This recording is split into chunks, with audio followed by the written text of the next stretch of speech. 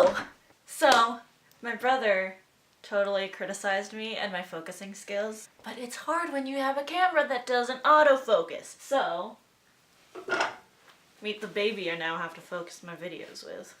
I have tagged myself again because no one ever tags me in shit. Someone please tag me in something so I don't feel so lonely. I have tagged myself in the New York Times by the book tag. I saw this on the restricted section, so go check them out. Let's get started. Number 1, what book is on your nightstand right now? The Raven King by Maggie Stiefvater. I've been working through this book and it's really good so far. Sometimes I just get stopped and say, wow, she writes so well. She just has her own voice. That is so unique.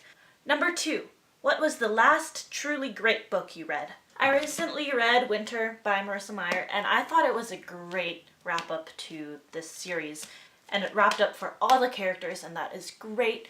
It obviously had a slight expectation of the short stories that she would release, but it didn't annoy me. Some finales leave you hungry for more. This did its duty, and I am so happy that it did. If you could meet any writer, dead or alive, who would it be? Dan Ilkarms, the Russian writer who writes very absurd short stories. Look him up. Look up Blue Notebook number 10. Yes. Secondly, YA-wise, I want to meet Maggie Stiefvater because she seems like the most awesome person with her obsession with cars and her knowledge of mythology and Latin. I feel like we would bond over our Latin love. I actually did meet her at a book signing, but that was way back when, and I was a nerd who couldn't talk to people. Not much has actually changed. What books might we be surprised to find on your shelves? I don't know. I read contemporary, I read sci-fi, I read classics. Ooh, I do have a lot of books that are plays, like these. I'm into acting and I really like reading plays. I don't read them nearly as much as I read YA fiction, so that's why it might be surprising. Number 5, how do you organize your personal library? Gee, I don't know. But if it weren't in Rainbow, And I'm thinking of changing it out of Rainbow, except some people are always like, don't do that! I usually organize it last name alphabetically, but with the sections classics, then YAs, theater, and then like nonfiction. What book have you always meant to read and haven't got round to yet? Anything you feel embarrassed never to have read? Harry Potter. More Harry Potter. More Harry Potter. Oh my gosh, these are heavy books. Okay, this is really hard. And I'm a ballerina, so I should be able to do this. What book did you feel you were supposed to like but didn't? Do you remember the last book you put down without finishing? Last book I put down without finishing was technically Red Rising, but I very much expect to finish it. It just took a back seat to The Raven King. But I plan to finish it, so I'm not going to count that. So, I've said this in a video before, so Allegiant. But also a book I didn't really enjoy that people were talking about was the Delirium series. It's the one where society has found a cure for love. Yeah, I was just like, why are you falling in love with this guy just because he's different?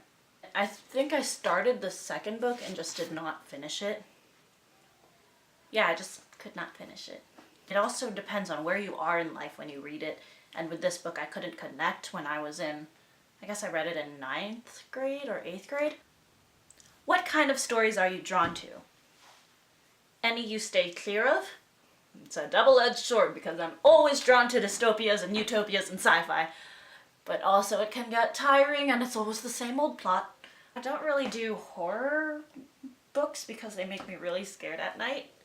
If you could require the president to read one book, what would it be? So it feels like the president is much more well-read than I. So it feels like I can't really require the president to read a classic because I feel like he will have read it before. Extremely Loud and Incredibly Close. I read this for school and not everyone liked it, but I felt a lot like it had me close to crying plenty of times. It's not just straightforward words. It is like poetry. Look at that. And seeing the world through the minds of this kid who sees the world differently. Mental illness and disability is something I care about and find very important, and it should be important to this country, and Extremely Loud and Incredibly Close is great. It also kind of made me scared of elevators for a while. Number 10, what do you plan to read next? Well, I need to finish Red Rising, then I very much want to read Rebel Belle and its sequel, Miss Mayhem. Okay, so that is it for now. I am going to tag, people. Giving a blanket tag isn't exactly the best tag, but I live off tagging myself, so use me as your excuse to tag yourself. Because no one ever tags me in shit, and I want people to get tagged. I don't know. Bye!